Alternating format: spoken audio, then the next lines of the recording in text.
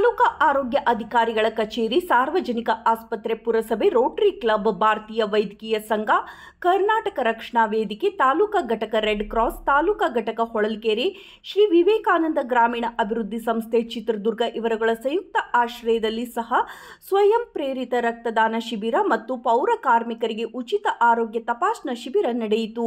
ಮುಖ್ಯ ಅತಿಥಿಗಳಾಗಿ ಶ್ರೀಮತಿ ನಾಗರತ್ನ ವೇದಮೂರ್ತಿ, ಪುರಸಭೆ ಉಪಾಧ್ಯಕ್ಷರು ಹೊಳಲ್ಕೆರೆ, ಶ್ರೀಮತಿ ಮಮತಾ ಜಯಸಿಂಹ ಕಾಟ್ರೋತ್, ಪುರಸಭೆ ಸದಸ್ಯರು ಹೊಳಲ್ಕೆರೆ, ಡಾಕ್ಟರ್ ರೇಖಾ, ತಾಲೂಕಾ ಆರೋಗ್ಯ ಅಧಿಕಾರಿಗಳು ಹೊಳಲ್ಕೆರೆ, ವಿನಯ್ ಸರ್ಜನ್, ಮುಖ್ಯ ವೈದ್ಯಾಧಿಕಾರಿಗಳು, ಸಾರ್ವಜನಿಕ ಆಸ್ಪತ್ರೆ ಹೊಳಲ್ಕೆರೆ, ಡಾಕ್ಟರ್ ಮಂಜುನಾಥ್, ಮಕ್ಕಳ ತಜ್ಞರು, ಮೋಹನ್ ನಾಗರಾಜ್, ಆಶಾ, ತಿಮ್ಮಪ್ಪ, ಹನುಮಂತಪ್ಪ, ಕರ್ನಾಟಕ ರಕ್ಷಣಾ ವೇದಿಕೆ ಅಧ್ಯಕ್ಷರು, ತಾಲೂಕಾ ಘಟಕ ಶ್ರೀಮತಿ ರಾಧಾ, ಪುರಸಭೆ ಸರ್ವ ಸದಸ್ಯರು ಹಾಗೂ ಆರೋಗ್ಯ ರಕ್ಷಣಾ ಸಮಿತಿ ಸದಸ್ಯರುಗಳು, ರಮೇಶ್, ಹೇಮಂತ್ ಕುಮಾರ್, ಚಂದ್ರನಾಯಕ್, ಆರೋಗ್ಯ ಇಲಾಖೆಯಲ್ಲಿ ವಿಚಾರಕರು, ಹೇಮಂತ್ ಕುಮಾರ್, ಆರೋಗ್ಯ ಇಲಾಖೆ, ಪೌರ ಕಾರ್ಮಿಕರು ಹಾಗೂ ಸಾರ್ವಜನಿಕರು ಈ ಕಾರ್ಯಕ್ರಮದಲ್ಲಿ ಭಾಗಿಯಾಗಿದ್ದರು.